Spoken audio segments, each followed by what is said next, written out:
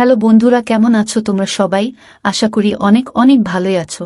আর তোমাদের ভালোবাসায় আমিও অনেক ভালো আছি, কারণ তোমরা আমাকে যে পরিমাণে ভালোবাসা দিয়েছো এবং সাপোর্ট দিয়েছো তা আমি কোনোদিন ভুলতে পারবো না।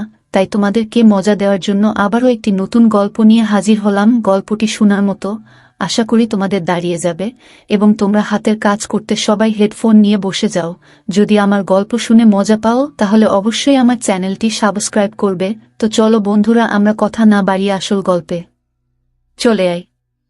আমার স্বামী রোজ রাতে আমাকে পাত্তা না দিয়ে আমার স্বামীর বড় ভাইয়ের বউয়ের ঘরে চলে যেত। আমার স্বামী তার বড় ভাইয়ের বউয়ের ঘরে যাওয়ার পর থেকে দিদির কান্নার আওয়াজ শোনা যেত। আমি অনেক অনেক জিজ্ঞাসা করার পরও আমার স্বামী আমাকে কিছুই বলতো না, আর আমার স্বামীর বড় ভাইয়ের বউয়ের সাথে সাথে থাকত। একদিন আমি তার ঘরে লুকিয়ে দেখি যে তারা দুইজন তো। আমার নাম রুমনা। আমি অনেক ছোট একটা ধনী পরিবারের মেয়ে ছিলাম না। আমার বাবা একটা ছোট্ট চাকরি করে আমার আর আমার বড় ভাইয়ের লালন পালন করত। আসলে আমাদের ছোটবেলায় আমাদের মা আমাদের ছেড়ে চলে গেছিল। তারপর থেকে আজ অবধি আমাদের বাবাই আমাদের দেখাশোনা করেছেন। আমরা দুই ভাই বোন অনেক বেশি পড়াশোনা করতে পারিনি, কারণ আমাদের বাবার কাছে এত পয়সা ছিল না যে আমাদের বেশি দূর পর্যন্ত পড়াশোনা করাতে পারে। কিন্তু ক্লাস 12 পর্যন্ত আমি গ্রামের স্কুলে পড়েছিলাম। তারপর আমি ঘর সামলাতে থাকি, আর আমার বড় ভাই সুরেশও একটা বেসরকারি চাকরি করত। আর দিন চলে যেত মোটামুটিভাবে। ভাইয়ের উপার্জনের ফলে আমার বাবারও কিছুটা সাহায্য হয়ে যেত। আসলে বাবার উপার্জন এতটা কম ছিল যে সেই পয়সায় ঠিক করে আমাদের সংসার চলত না। কিন্তু যবে থেকে আমার ভাই উপার্জন করতে শুরু করেছে তবে থেকেই আমাদের ভালোভাবে সংসার চলতে শুরু করে। তারপর থেকে আমাদের জীবনে ভালো দিন আসতে শুরু করে, কারণ ভাইয়ের উপার্জিত টাকার পরিমাণ অনেকটাই বেশি ছিল। কিন্তু সমস্যা একটাই ছিল যে সে একটু বেশি রাগী ছিল আর খারাপ কাজে পড়ে গেছিল। প্রায় দিনই আমাদের বাড়িতে নানা রকমের লোক আসত, কিন্তু আমার বাবার কিছুই করার ছিল না, কারণ আমরা তাকে অনেক বোঝানোর চেষ্টা করেছিলাম, কিন্তু সে বোঝার মানুষ ছিল না। এই জন্য আমরা এটা ভেবে ভেবে অস্থির হয়ে যাচ্ছিলাম যে কিভাবে তাকে বোঝানো যায়। ঠিক তখন একদিন আমার মামা আসে আমাদের বাড়িতে। তখন সে বলে আমাদের তার বিয়ে দিয়ে দেওয়া উচিত, তাহলে সে একদম ঠিক হয়ে যাবে। আমাদের তার কথা ঠিক বলে মনে হয়। তার বিয়ে দিলে হয়তো তার ব্যবহারে পরিবর্তন আসবে, হয়তো সে এইসব ভুল জিনিস থেকে বেরিয়ে আসতে পারবে। এই সব কিছু ভেবে আমার বাবা আমার মামাকে বলে যে একটা ভালো পাত্র খুঁজে দাও যাতে আমার ঘরে খুশি আসে, আর তার এই রকম ব্যবহার থেকে আমরা মুক্তি পেতে পারি। মামা অনেক চেষ্টা করে একটা পাত্র খুঁজে বলে যে পাত্রটা অনেক ভালো, মেয়ে অনেক ভদ্র, মেয়েটা অনেক বেশি দূর পর্যন্ত পড়াশোনা করেনি, কিন্তু সে তোমার সংসার অনেক ভালো করে সামলাতে পারবে। সেই জন্য আমার বাবা বলেন আমাদের কোনো জিনিসের দরকার নেই, শুধু সেই মেয়েটা ভালো হলেই হবে, যাতে সে আমার ছেলের আর আমার সংসারটাকে সামলে নিতে পারে। তখন মামা বলে আমরা রুমনার বিয়েটা ঠিক করে দিই, কারণ তোমার তো সেই রকম জমানো টাকা নেই যে বারবার খরচা করতে পারবে। দুইজনের বিয়ে একসাথে হয়ে গেলে বিয়ের খরচও একসাথে শেষ হয়ে যাবে।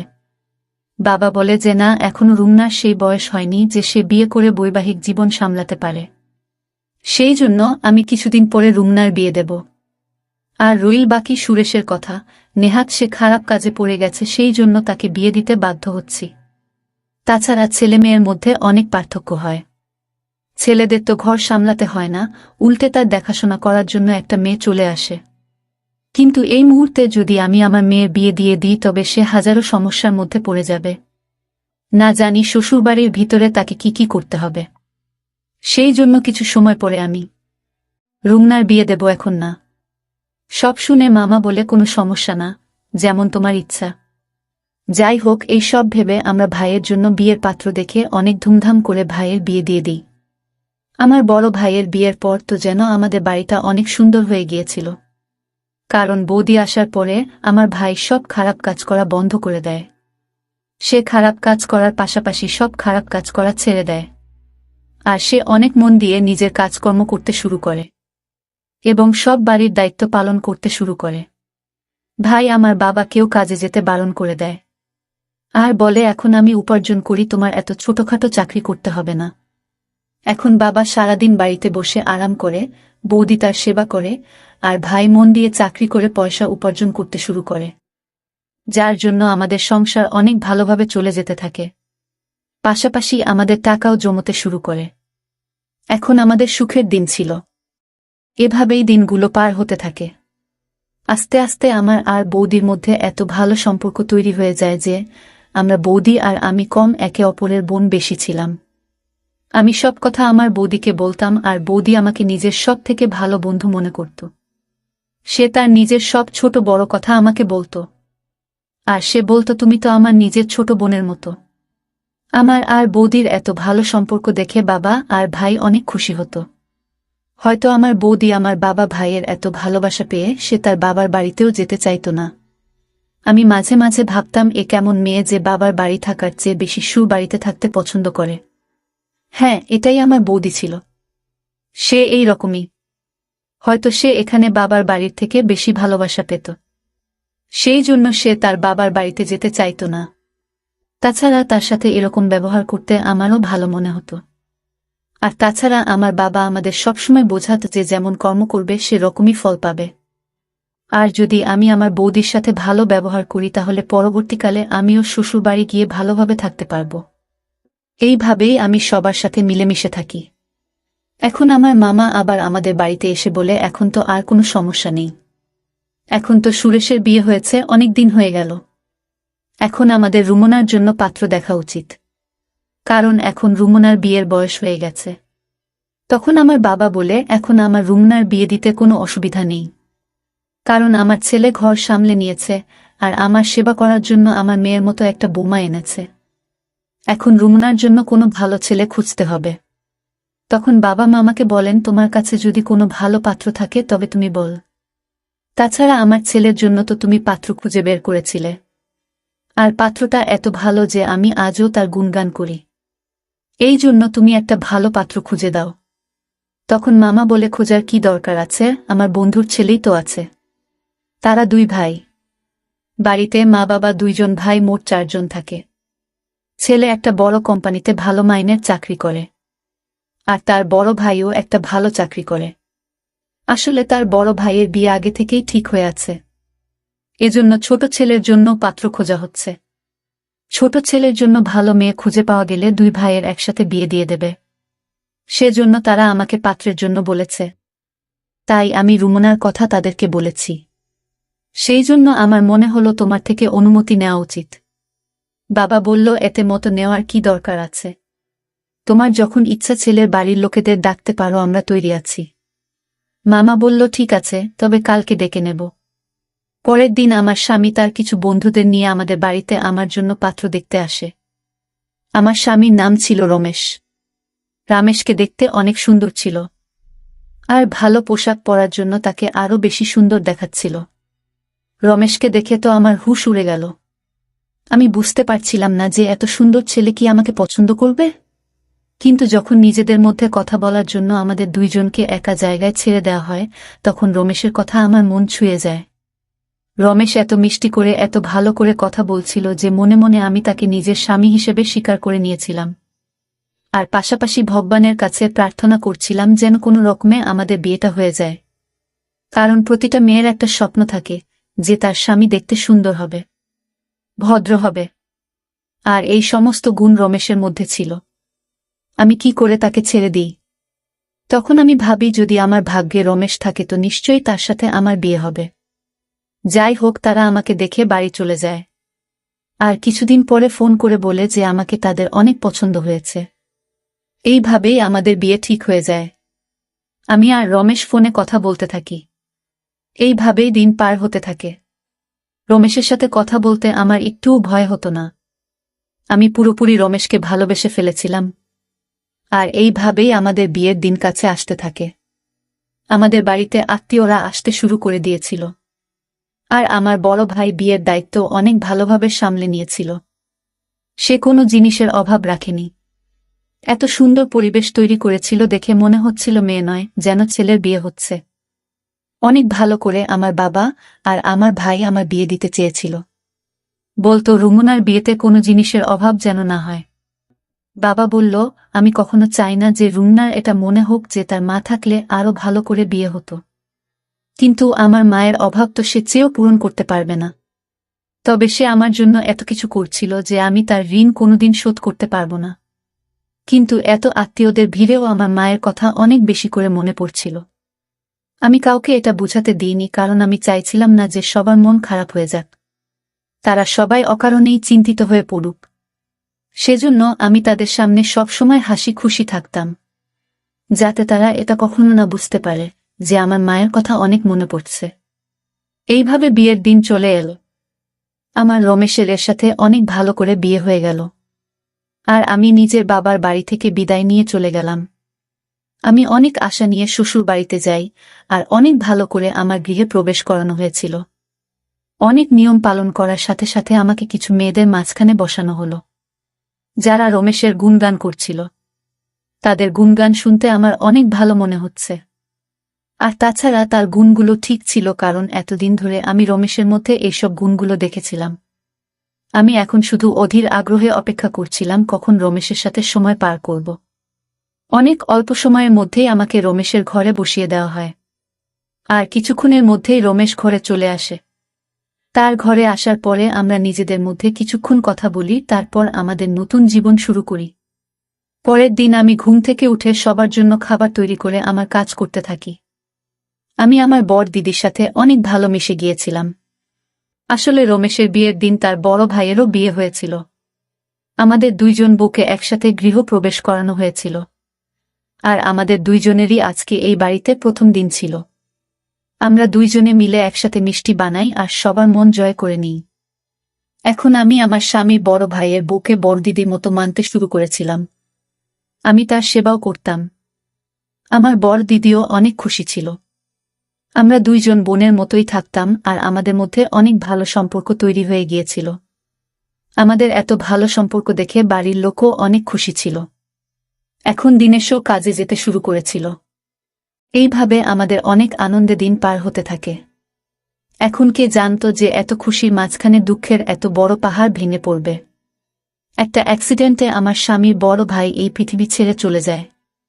আমি তো কিছুই বুঝতে পারছিলাম না যে বাড়ির লোকেদের কি করে সামলাব, কারণ সব লোক অনেক ভেঙে পড়েছিল। আর কেনই বা পড়বে না, সবেমাত্র বিয়ের 1 মাস হয়েছিল, আর এর মধ্যেই এত ছোট বয়সে আমার বড় দিদি বিধবা হয়ে গিয়েছিল। আমার বড় দিদির উপরে আমার অনেক মায়া হচ্ছিল। আমি কিছুই বুঝতে পারছিলাম না যে আমি কি করে তাকে সামলাব। আমি কোনো রকমে রমেশকে সামলাই আর বলি, এখন থেকে তোমার বৌদির অনেক খেয়াল রাখতে হবে। আমাদের সেই জন্য কোনোভাবে তার সামনে ভেঙে পড়লে চলবে না। আমাদের সবসময় তাকে ভালো রাখতে হবে।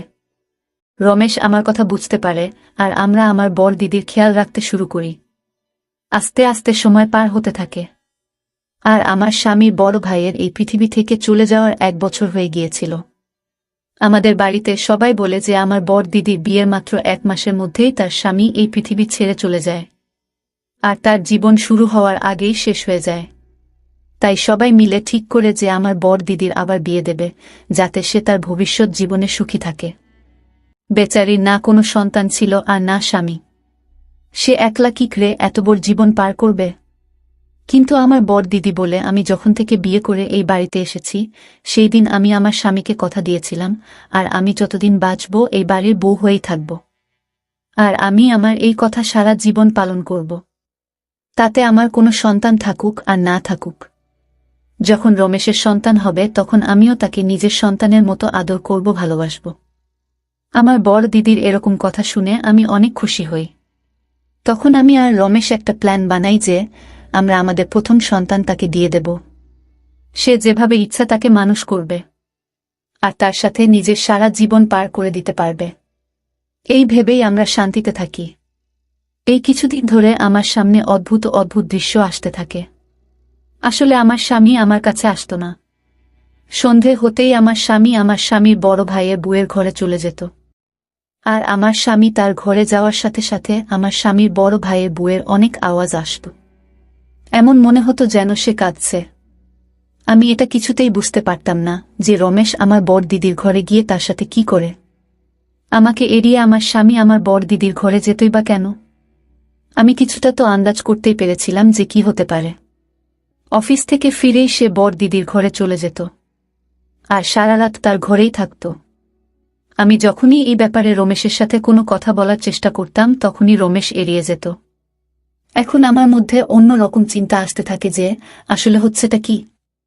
রমেশ তার বৌদির ঘরে এমন কি করে, আর রমেশের যাওয়ার পর আমার বর দিদি এত আওয়াজ কেন করে? আমি চেয়েও কিছু বুঝতে পারতাম না। আমি এই ব্যাপারে আমার বর দিদিকে ও কেউ জিজ্ঞাসা করি, কিন্তু সেও কিছু বলে না। আমি বুঝতে পারছিলাম না যে আমি কি করে এদের রহস্য জানতে পারব। আমার এখন সন্দেহ হতে শুরু করে যে নিশ্চয়ই তাদের মধ্যে কিছু একটা চলছে। তা না হলে রমেশ আমাকে কেন এড়িয়ে আমার স্বামীর বড় ভাইয়ের বউয়ের ঘরে যাবে? যদি এমন কিছুই হয়ে থাকে তবে রমেশের উচিত আমার সাথে এসে কথা বলা। কিন্তু রমেশ আমাকে কোনো কিছু বলতে চাইছিল না। তার জন্য আমি একদিন ভাবলাম যে আমি ঘরের মধ্যে লুকিয়ে যাই, যাতে জানতে পারি আসল রহস্যটা কি। তাহলে কোনটা সত্যি আর কোনটা মিথ্যে প্রমাণ হয়ে যাবে। যদি সত্যি এরকম কোনো কথা থেকে থাকে তবে আমি তাদের নিয়ে সবার সামনে যাব। আমি রোজ রোজ আর এইসব সহ্য করতে পারছিলাম না। এইসব ভেবে একদিন আমি তার ঘরে লুকিয়ে বসে রইলাম।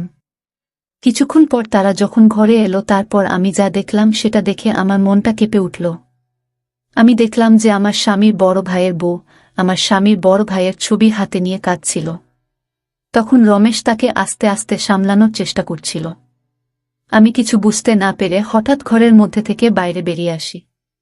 আমাদের হঠাৎ সেখানে দেখে তারা অবাক হয়ে ওঠে। তখন রমেশ বলে, তুমি এখানে লুকিয়ে কি করছো? তখন আমি বলি, আমি জানতে চাইতাম যে আসলে তোমাদের মধ্যে কি চলছে। তখন রমেশ আমার কথায় রেগে গিয়ে বলল, তুমি সত্যি জানতে চাও তো? তাহলে শোনো, আসলে আমার বড় ভাইয়ের অ্যাক্সিডেন্ট তোমার ভাই করিয়েছে। কারণ সে আমার বৌদিকে অনেক আগে থেকে ভালোবাসতে পছন্দ করত। আর তার সাথে বৌদির বিয়ে না হওয়ায় তার রাগ অনেক সীমায় পৌঁছে যায়। আর যখন আমার বড় ভাইয়ের সাথে বৌদির বিয়ে হলো তখন তোমার ভাই আমার বড় ভাইয়ের অ্যাক্সিডেন্ট করিয়ে দেয়। আর প্রতিদিন আমার বৌদিকে বিরক্ত করতে শুরু করে। যখন রমেশ আমার ভাইয়ের করা সব অন্যায়ের কথা বলে সেগুলো শুনে তো আমি বিশ্বাসই করতে পারছিলাম না। আমি অনেক ভেঙে গিয়েছিলাম। রমেশ আমাকে সামলে বলে, আমরা তোমাকে এই জন্য বলিনি যাতে তুমি কোনো রকম কষ্ট না পাও। আমরা এটা আগে থেকেই জানতাম। আমি রোজ রাতে ওই জন্য বৌদিকে বোঝাতে আসতাম যে কোনোভাবে যেন রুমনা এইসব কথা না জানতে পারে। আর এই ব্যাপারটাকে আমরা যে কোনোভাবে মিটিয়ে নিতে চাইতাম। আমরা চাইতাম যে তোমার ভাই নিজে থেকে বুঝতে পারে, কারণ দুই পরিবারের সম্পর্ক আমি কোনোভাবেই নষ্ট হতে দিতে চাইতাম না। রাগ আমারও হতো, সে আমার বড় ভাইকে শেষ করে ফেলেছিল। কিন্তু আমি তোমার মুখের দিকে তাকিয়ে কোনো কথা বলিনি। যখন এইসব কথা আমার সামনে এলো তখন আমার মনটা কেঁপে উঠল। আমি চেয়েও আমার চোখের পানি আটকাতে পারিনি। আমি তো ভেবেছিলাম যে আমার ভাই ঠিক হয়ে গেছে, কিন্তু সে তো এত বড় কাজ ঘটিয়ে ফেলেছিল। আমি রমেশকে বললাম, তুমি তাকে শাস্তি দেবে কিনা এটা তোমার ব্যাপার, কিন্তু আমি তো তাকে সাজা দিয়ে ছাড়ব। যখন এইসব কথা আমি বাড়িতে জানাই তখন তারা পুলিশকে ফোন করে, আর পুলিশ এসে তাকে গ্রেফতার করে নিয়ে যায়। আমি সৃষ্টিকর্তাকে অশেষ ধন্যবাদ জানাচ্ছিলাম যে তিনি আমাকে এমন একজন স্বামী দিয়েছে যে সব সময় আমাকে বোঝায়, আমাকে সামলে রাখে। আমি তো শুধু শুধু তার উপরে সন্দেহ করছিলাম, কিন্তু সে তো আমার জন্য নিজের বড় ভাইয়ের অপরাধীকেও ছেড়ে দিয়েছিল। আমি রমেশের হাত ধরে তার কাছে ক্ষমা চাই, আর আমার স্বামীর বড় ভাইয়ের বউয়ের কাছেও ক্ষমা চাই। তখন আমার বর দিদি বলে, যা হবার তা হয়ে গেছে। আমরা তোমাকে কথাগুলো জানাতে চাইনি, সেই জন্য রমেশ আমার ঘরে এসে আমাকে সান্ত্বনা দিত। আমরা চাইছিলাম না যে তোমার কোনো সমস্যা হোক, কারণ যখন তুমি জানবে যে এসবের পিছনে তোমার ভাইয়ের হাত আছে তখন তুমি অনেক দুঃখ পাবে। এটা আমরা অনেক ভালো করেই জানতাম। আমি আমার স্বামীর বড় ভাইয়ের বুকে ধরে কাঁদতে থাকি। তখন রমেশ বলে, তুমি ঘাবড়ে যেও না। আমি রমেশের দিকে তাকিয়ে ভাবতে থাকি, এত ভালো স্বামী যে আমাকে সবসময় সমস্যা থেকে বাঁচায়, আর আমি কি করে তাকে সন্দেহ করলাম। এখন আমার নিজের উপরও লজ্জা পাই। আর আমি রমেশ আর আমার স্বামীর বড় ভাইয়ের বউয়ের চোখের দিকেও তাকাতে পারছিলাম না লজ্জায়। বন্ধুরা, আজকের ভিডিওটা এখানেই শেষ করলাম। অনেক কষ্ট করে ভিডিওটি আপনাদের জন্য বানিয়েছি। যদি ভিডিওটি আপনাদের ভালো লেগে থাকে তাহলে একটা লাইক করবেন এবং চ্যানেলটি অবশ্যই সাবস্ক্রাইব করবেন। এই আশা ব্যক্ত রেখে আপনাদের কাছ থেকে বিদায় নিচ্ছি আমি। দেখা হবে আগামীকালের নতুন কোনো ভিডিওতে। সে পর্যন্ত সবাই ভালো থাকুন, সুস্থ থাকুন। ধন্যবাদ।